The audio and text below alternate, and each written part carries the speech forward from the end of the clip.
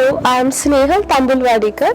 I am an art historian currently working with Sir J.J. School of Arts, Mumbai in the Department of Art History and Aesthetics.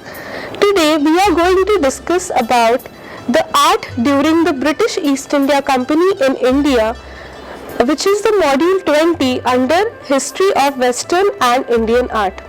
The idea of company school begins with the coming in of Europeans in the Indian subcontinent. In 1498, Vasco da Gama first came to the South Indian port of Calicut in the search of spices. The spice trade had become very lucrative for the Europeans, which were trading with most of these spices through Arabs from the east. Why did Vasco da Gama come to India then?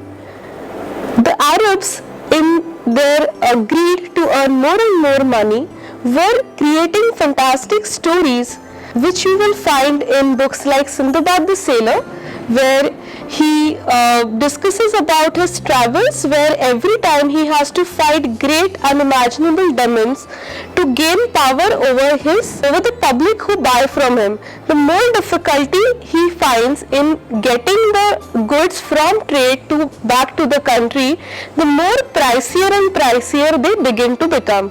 So essentially the Europeans realized that Arabs might be fooling them and they should themselves travel out and search different areas. Thus you have somebody like Columbus who began in search of India but ultimately found America. Okay, so similarly you had the Portuguese coming, then we had the Dutch who came to the western coast of the country, then we had the French who came to India through the eastern coast and settled down in areas of Pondicherry. In 1588, after the British triumph over the Spanish Armada, the Britishers too decided to travel to the oriental or the eastern part of the world. Since the western coast, the southern coast had already been captured by the Portuguese, the Dutch and the French, the Britishers were left with no choice but to come to India through the northeastern frontier, and thus you see the Britishers coming to India from the port of Calcutta. In 1600, Queen Elizabeth chartered the East India Company, which then settled down in our country. In 1611, a trading factory was established at Masolipatnam, which traded majorly in textiles. In 1640, the Britishers had acquired Madras and built a fort called as St. George there. By 1661, Catherine of Braganza presented Bombay in dowry to King Charles II, and thus you see that Britishers had conquered a very large area of India and had control over most of the ports here. Since they had now begun getting large deal of control over the subcontinent, they began living in these different ports in the form of colonies. Obviously, since they had begun habitating this area, you will see a very interesting intermingling of cultures which happens between the local people living here and the Britishers who come and stay here and have to adjust with the local public. And the school that thus emerges in the art is called as the Company School, taking its name from the East India Company. Now, what was happening in India when the Europeans, especially the Britishers, began coming in? From the 9th century, India was under continuous attacks from different Islamic rulers which established themselves in different parts of the country like Kolkata, Gujarat, Kerala, and also the eastern coastlines under the term called as the Sultanates. They were very much interested in the trades of textile, the spices from India to the other parts of the world. They also found it comfortable to settle here because they could trade with the Chinese for the silk and also for the tea, which the Europeans had developed a new liking to. The Hindu rulers of India too were in continuous war with each other for their own purposes of religions, or maybe for the argument of who would regain the throne after the father dead. In 1526, the Mughals came to India from the Safavid region and Babur took control. Later, his son Akbar the Great extended his control almost throughout the Indian subcontinent, and the Mughals established themselves as the biggest emperors of India. Along with them, in the southern part of the country, we had a very strong rule called as the Vijayanagara, which was a Brahmanical rule. They were one of the most prosperous dynasties in the world at that particular time, trading with the Arabs for horses and trading those horses back to the Portuguese. Also, we had a new Maratha Empire which was being established in the Dakhan region of our country, which also was much more occupied with the warfare with the Mughals rather than any creative aspects.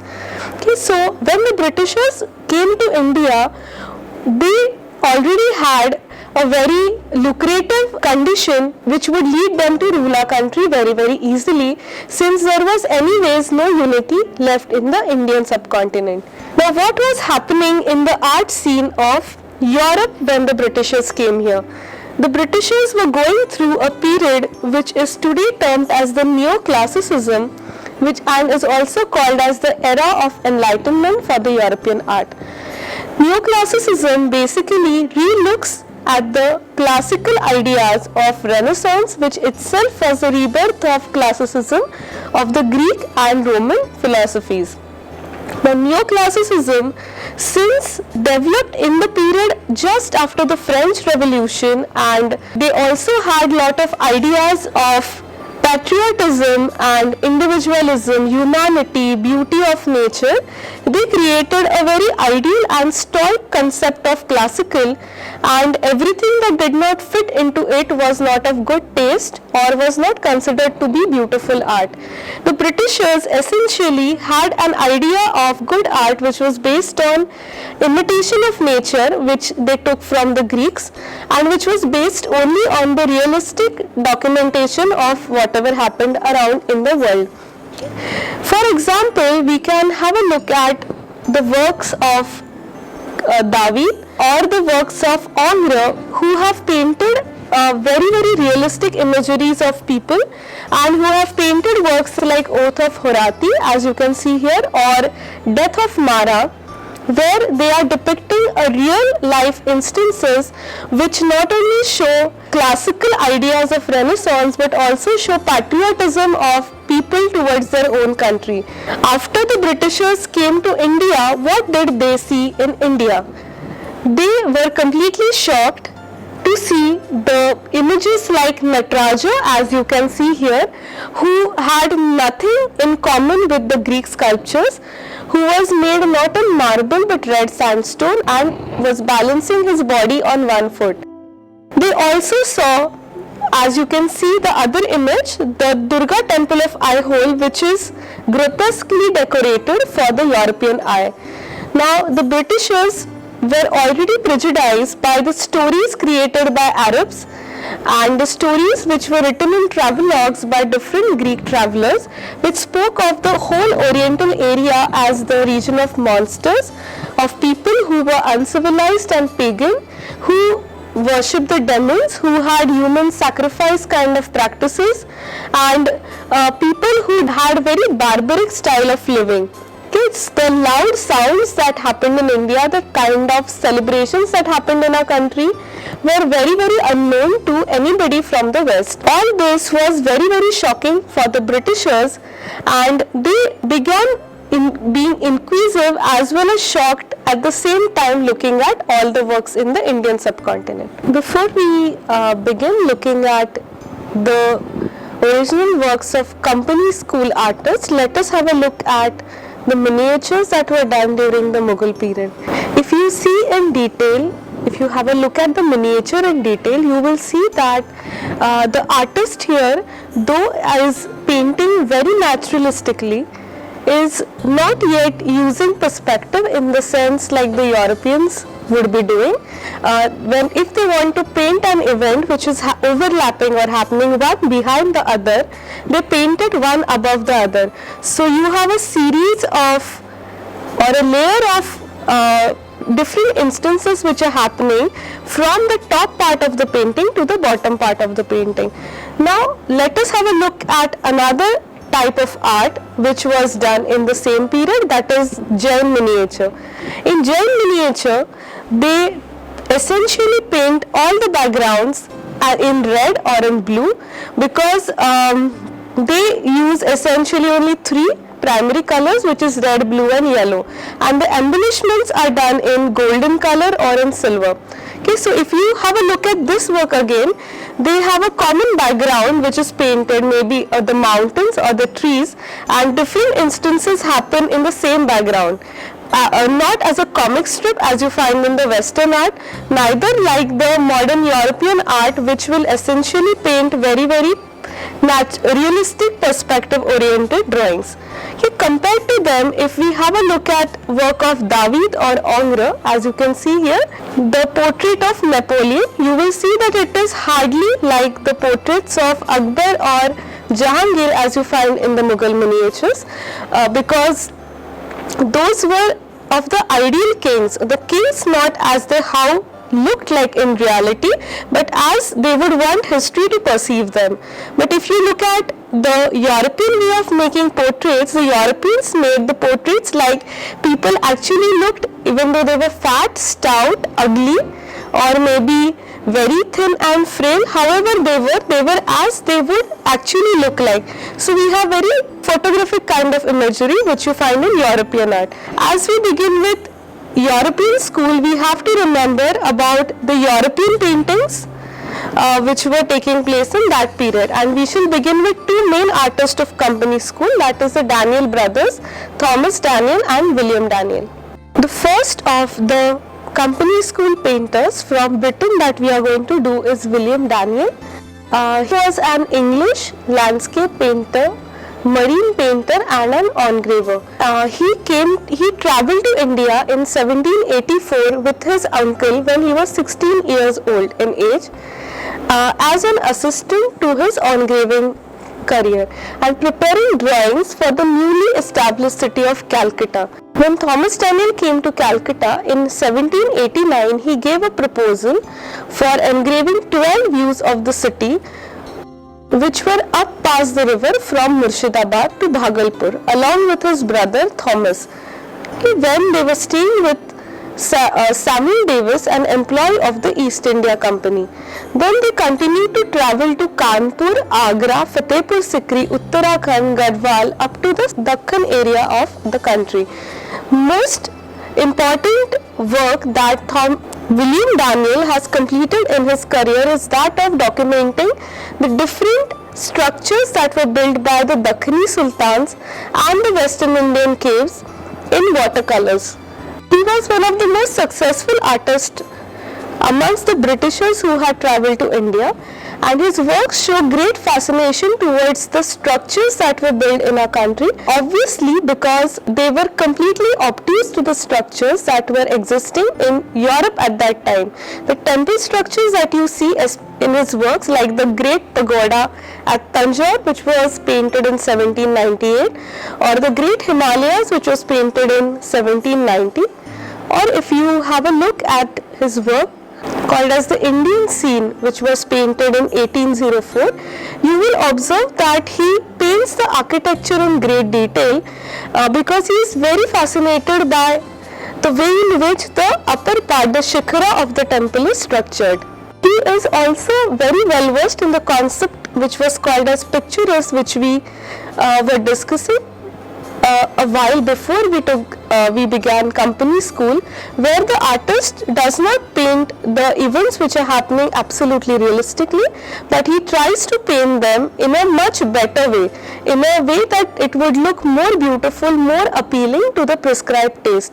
So you will see in the Great Pagoda at Tanjore or the Himalayas that the sky is painted where you cannot particularly tell the timing of the day. It is the ideal time where the colors are the brightest and the actual historical site looks as if it is somewhere out of the world. It does not look very realistic. William Daniel produced a number of prints, engravings and documentations which made him popular not only in India but also in Britain as well as other parts of Europe, because he was the earliest of the artists who took his voyages from India back to Britain. He was also greatly interested in the flora and fauna of the country, which can be seen in his set of engravings called as the Voyage to India, where he has depicted the owl, the fox, not just the exotic wild animals of our country, but also the very daily mundane animals like the dog and the sparrow or the crow or a shark. Every possible different areas of country were depicted by him, not only through architecture but also through the animals and birds were living in that areas. The second important artist from Company School is Thomas Daniel, brother to William Daniel, and Thomas Daniel has spent a very large number of time in India, that is 10 continuous years. He also again he specialized in painting of the architectural structures in the Indian subcontinent, as well as painting some very important historical events which might have taken place in the country at that time. As you see in this work called as The Entrance to Carley Caves, which was painted in 1803, Thomas Daniel is very interested in painting the details and intricacies of the Indian sculpture and decoration, which you do not see in paintings of William Daniel. He is also a master of watercolor. Since most of his works have been done while traveling from one part of the country to other, so he essentially had to paint in the medium which was very easily accessible while traveling or sitting for a very small number of time. As you will see in his works, he has documented almost all the important monuments which were built in that period in our country, like the dargahs, the Qutub Minar, the gate to Masjid at Chunarghar, the Taj Mahal, the Jama Masjid of Delhi, and many more monuments which are not really existing in good condition today. So they prove to be very important artifacts, since we do not really have the original monuments with us anymore. He has also painted very vividly scenes like the old courthouse of Calcutta, or some scenes which do not really exist but have been commissioned by the Britishers of that time, which are their visions to what the city might look like in later period. One of his very important painting is the treaty that was signed between Sir Charles Malle and the Peshwas in the Maratha court in 1790. Okay, so Thomas Daniel not only painted landscapes, but he also documented important historical events which were happening in that time. This painting also gives you an example of how the British tradition completely took away from the miniature tradition which was very popular in the Maratha Empire at that time. Thomas Daniel has also painted very vivid landscapes of Elephanta Caves, Ellora Caves, and also some very daily mundane events which happened in the lives of Indian kings and merchant class, which were not popular in the British era, like his painting called as the hunting scene in the East Indies, where you see hunting scene very lively going on, where the kings and the hunters are sitting on the elephants and they are killing foxes and lions which are around in the jungle. Now obviously this incident was not factually witnessed by Thomas Daniel, but he takes inspiration from paintings like the Oath of Ferrati or Liberty Reading the People, which were done during the neoclassic period of Europe, which were ideal paintings of something which would have happened much before they were painted. Even after going to Britain in 1795, Thomas Daniel continued to exhibit for a very long time on the Eastern subjects that he painted during his time in India. The next artist that we shall be looking to is Tillie, who is well known as being the portrait painter of the Company School. Tillie was the son of a coach painter and had been brought up in a family which was anyways belonging to an artistic background. He studied drawing with William Shipley in the Strand and first entered professional portraiture in 1750s. In 1768, Kettle sailed to India with the British East India Company, landing at Madras, which is now called as Chennai, where he remained for 2 years. He painted a number of portraits of the dignitaries there, as you see Lord Pigot and Muhammad Ali Khan, which he painted in 1769, or you can have a look at the other work here, which is called as the Dancing Girl holding a stem of hookah, which he painted in 1771. Tilly brought with him lot of influences from European art, like we saw in the work that of David, which is the portrait of Napoleon, but he was very much interested in the colors and textiles that he saw in the Indian subcontinent. Thus you will see that when he paints the Nawabs or he paints the lords or sultans in India, he is not just fascinated with how they look, but he is more fascinated with the jewelry that they are wearing, the color of the textiles and the intricacies of embroidery that he sees on the dresses.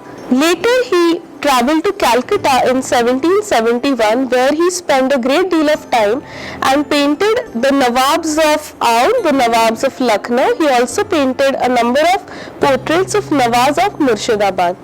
In 1775, Tilly Kettle painted George Bogle, Warren Hastings, Emissary to Tibet, and is a very interesting painting because of the details of the Buddhist traditions, the presenting of cloth, and also a very important documentation of what was all happening in the British Empire in Indian subcontinent. Now, Tilly Kettle does not exactly paint like the Daniel brothers, who were more inspired by the ideas of picturesque and sublime. He in that way is one of the more classical painters who is interested in the classical ideas of Renaissance and Greece. Thus you see in his works an artificial light, as you see in the works of Rembrandt, or you might see in the works of Titian, where he paints the people more beautiful and is thus interested in something which is called as voyeurism, as you see in his works called the South Indian Temple, or his work called as the Nautch Girls, where he's depicted people looking at a scene which is happening on the streets and are very fascinated with it. Tilly Kettle is very important because he not only painted the dead monuments in the company paintings, but has documented the actual living of the people, which otherwise we would have seldom come to know by Indian paintings of that particular time. Now we shall move to the second part of company paintings, that is the Indian artist. The most important center of arts that emerged during the British period was called as Murshidabad, named after Murshid Quli Khan, the Nawab of that particular area. Murshidabad in this time became one of the most important trading centers under the British Empire because of the trading companies of textile established in that area and the migration of most of the Mughal artists from Delhi and Agra towards its own living areas. Murshidabad artists, or Indian artists for that matter, did not really have the habit of writing their names on the work of art, since in the miniature painting style, artists did not paint the whole painting by themselves. One artist was specialized in painting of the trees, the other might be specialized in clothes, and the third might be specialized in painting of the skies. Thus we do not know names of many artists from this era. The same tradition continued when they began painting in the company school too. Thus we know name of hardly one or two artists from this period. One of them is Lakshman Singh, but we cannot particularly attribute any work to this artist. Now if you look at one of the works from Murshidabad, that is the Hook Hanging Festival, which is supposedly painted in 1798, you will see the marked difference between the company paintings done by the Britishers and the company painting done by the Indian artist in the same period. Although they have been trying to imitate the British painters to a great extent, they are not that capable in painting the perspective. Thus they continue the miniature tradition of painting one event above the other to show what is happening overlapping to the same instance in the front. And also their attempt leads to quite a bit of distortion from their side in the drawing of human figures and drawing of animals. Now the Britishers had their own trained artists like the Daniel brothers, Tilly Kettle, David Zoffany, who were very efficient in documenting the architecture of India and also painting the portraitures of that period. But their artists were not really known to the cultures of India, and lot of British men who had come to stay here wanted to take back memorials or souvenirs to their countrymen when they went back to Britain, and for that they wanted to take back scenes which were very unique to our culture. Thus they started commissioning artists from India to paint the festivals, like you see Moharram painted in Murshidabad in 1795, or Diwali, or you have festivals like Ram Navami, Dashera. You also have paintings of women dressing up, women selling clothes, women bathing, which were voyeuristic real in nature but fascinated the Britishers because of the way they were painted in Indian style. The Murshidabad school became very prosperous because not only the British traders here were very wealthy, but also the local Nawabs began becoming very wealthy, and they began putting up their own shops of paintings and artifacts to sell souvenirs to the travelers that came down from ships in Murshidabad. After being very prosperous, the Murshidabad school later began adopting more to the patrons and changed their medium from the traditional paper and borders like in miniatures to oil paintings and watercolors, and began suiting their style more towards the realistic style of the European paintings. One more center which developed in India of Company School and is considered to be one of the most eclectic and prolific of that period is that of Patna, which was earlier known as Azimabad, as the capital of Bihar in the former Mughal province. This style is specially called as the Patna Kalam, coming from the artist who had migrated from Delhi under the patronage of Aurangzeb, who had let go of many artists because he was not really interested in art as his previous family members. So the Patna school or Patna Kalam already had a tradition of artists which were painting on commission rather than royal patronage.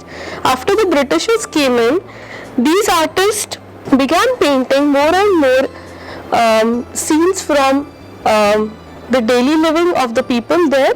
They not only painted the Nawabs or the festivities, but they also began painting the ethnic groups of the Indian subcontinent, which would display the diversity of our areas. Also, we have, along with the Mughal artist, the Kayast caste artist who had come to Patna attracted by the gaining prosperity and patronage of this area. The Patna school has two main artists called as Shivalal and Shivadayal Lal, and also one artist known as Sevak Ram. We do not know the paintings which have been particularly attributed to these artists, but as you can see in these works, Sevak Ram has supposedly painted more of the local occupations, like you see the blacksmith here, or you see the accountant in the other work of art. And they began painting the same very mundane topics influenced by works of Tilly Kettle or Daniel brothers, where the background was completely changed to suit the liking of the patron, and to avoid any mistake in the perspective, the whole background was painted in a single color, as you see in the work of blacksmith. Further, as we move and have a look at the works of Shivalal or Shivadayalal, they have very famous series is that of the different transport systems or travel modes in India, like the Tonga or the palanquin or palki, as you can see in the images here. These artists not only painted but also had very flourished shops which they had set up in the flourishing market of Patna, and they painted not only one work but multiple copies of the same work according to the demand. Later artist in Patna school was Ishwari Prasad, who migrated to Calcutta in 1904 and also taught in the Calcutta Government College for many years to come till the revival period of Indian art.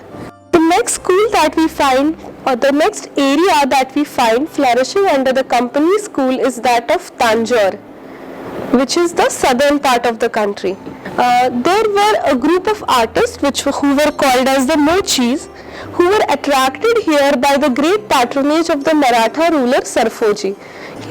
Later, by the time company school had begun, they had a patron called as Sarbhoji, who asked them to paint not only scenes for Britishers, but he also got his own life painted continuously so as to be documented.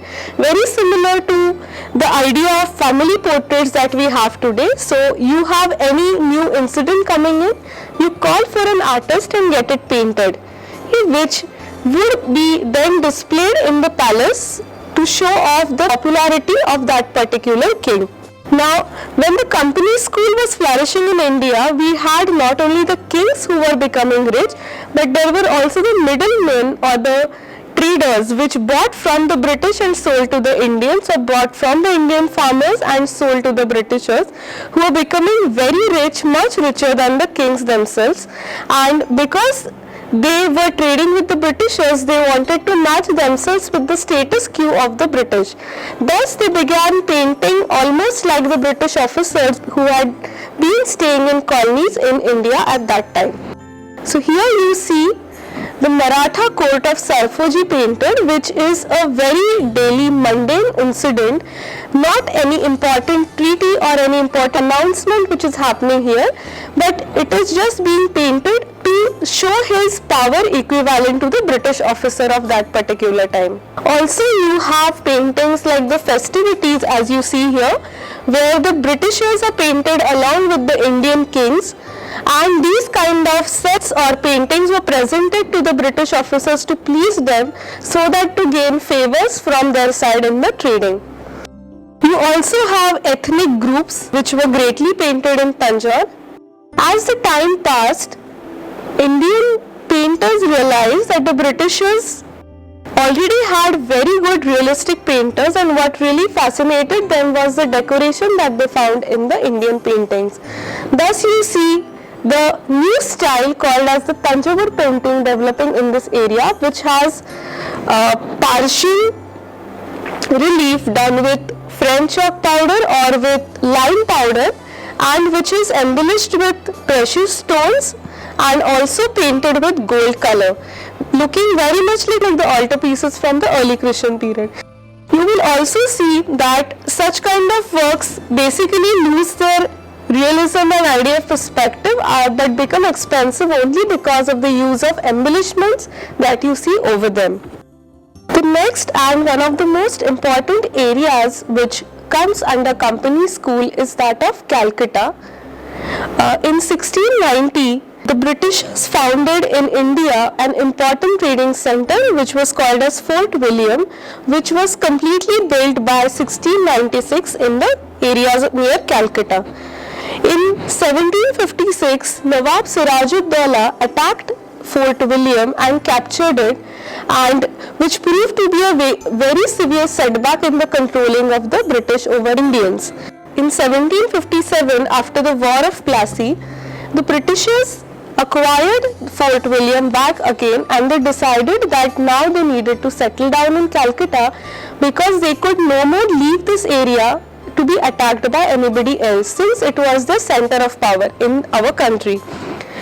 So more and more Britishers, the East India Company officials, the soldiers and also the traders began settling down in India at this time. And since they had lived in India for a very long time, they had a different style of company school which developed in this area. They were not only interested in painting the festivities and living of our countrymen, but also very much interested in painting the biological differences in our country. Thus, There was established a botanical garden in Sibpur near Calcutta by Wellesley in 1786, where he began collecting thousands of specimens of different flora and fauna in the country. As you can see in this work, called as the Indian Parakeet of Calcutta School or an Indian Sparrow, which too the artists have been commissioned to paint in detail the realistic imageries of birds, flowers, plants, animals, seeds, which were there in and around Calcutta.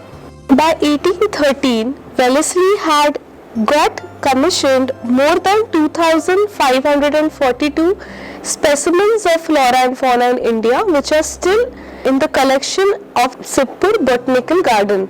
Slowly after 1800, the Britishers started spreading out from the mainstream Calcutta to areas like the Tank Square, Chaurangi Garden and other places, and began imagining their own households there.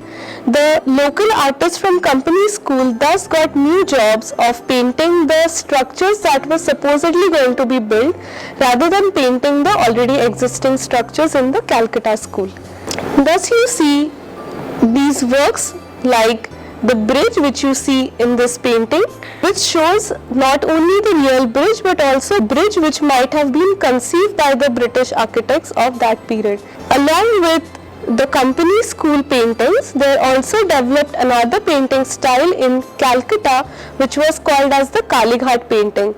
These are essentially the traditional paintings which were painted by the artists sitting in and around the Kalighat area in Calcutta, which later developed to be much more prosperous under the British patronage, because most paintings that were painted under the Kalighat style were those of women or Naikas, as you call them in Indian literature, who were different women like Radha, Sita, Draupadi, Kunti, in different moods and temperaments. And since the Britishers anyways did not know the mythological importance of these women, they were just fascinated by the different moods that these women could have been painted in.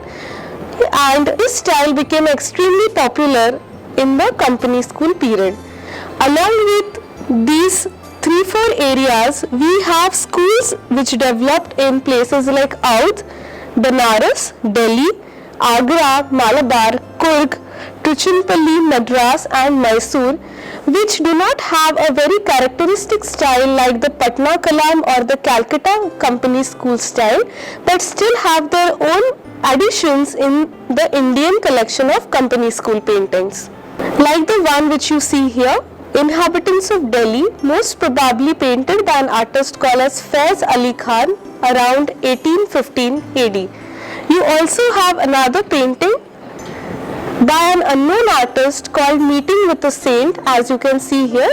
Now, if you compare these two works, they are very, very eclectic and do not have anything in common, and thus we do not study every different area of Company School in detail, since they are almost repetitive in their style and painting. The Company School in reality did not lead to any kind of development of Indian art, but it is considered to be a very important phase because it kind of created bridge between the traditional Indian styles of miniature or traditional Indian styles of Jain paintings and took India away from their own style towards the European painting. After Company School, we have 3 important art institutions established by British in India at Bombay, Calcutta and Madras, where Britishers started teaching the Indians their academic style of neoclassicism, and there developed to be 2 different ways of thinking in India about art. And the course of Indian art history can seem to be changing henceforth, and we begin a modern era in Indian history.